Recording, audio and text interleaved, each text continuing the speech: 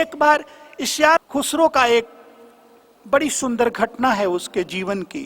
वो बादशाह के पास गया और वो कुरूप था, सुंदर नहीं था। तो उसके कुरूपता की लोग निंदा करते थे, उसकी तमाशा उड़ाते थे, और एक भी आदमी उसके पास नहीं जाता था। कम से कम उसके मित्र भी कम थे, लेकिन विद्वान बहुत था, उसके अंदर बहुत शक्तियां थी, बहुत विद्वान था। तो राजा भी एक दिन उसकी मजाक उड़ाया। वो रोते रोते अपने घर आ गया और रहने लगा। एक दिन राजा जंगल में शिकार करने गया, खेलने गया। शिकार खेलते खेलते देर हुई।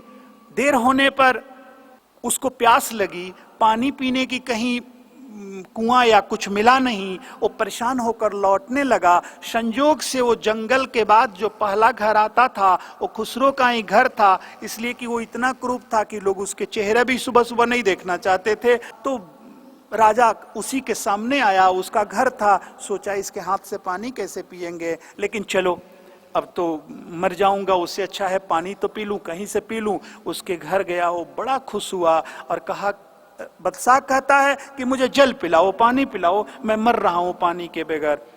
वो गया, बोला बादशाह थोड़ा रुकिए, मैं पानी लेकर आता हूं। गया और 2 पात्र में पानी लाया। एक पात्र के लिए बहुत बड़ी लाइन लगी थी, बहुत बड़ी लाइन लगी थी, इसलिए उसको आने में 1 घंटे लग गए। तो दोनों हाथ में 2 पात्र को लेकर आया और दोनों में पानी भर कर लाया, ला करके बादशाह के सामने रखा।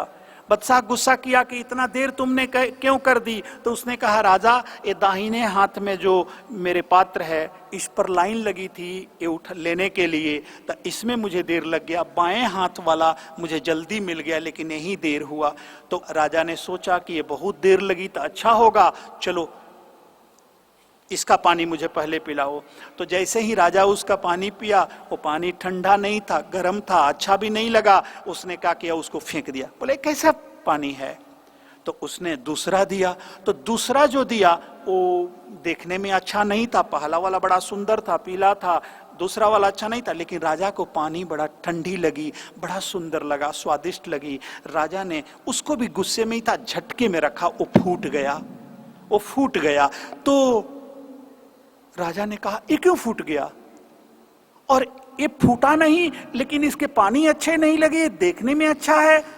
तो खुसरो ने कहा कि महाराज ये जो दाहिने हाथ का लोटा था ये सोने का है, लेकिन ये जो बायां हाथ जिससे आपने पानी पिया और वो अच्छा लगा पानी आपको, लेकिन वो देखने में अच्छा नहीं था, वो मिट्टी का है। तो महाराज को समझ में आ गई कि चेहरे की सुंदरता और मुख की बातें जीवन को बहुत बड़ी चीज तो देती है, लेकिन उससे भी बड़ी चीज ये देती है कि उसके अंदर रखा क्या गया है।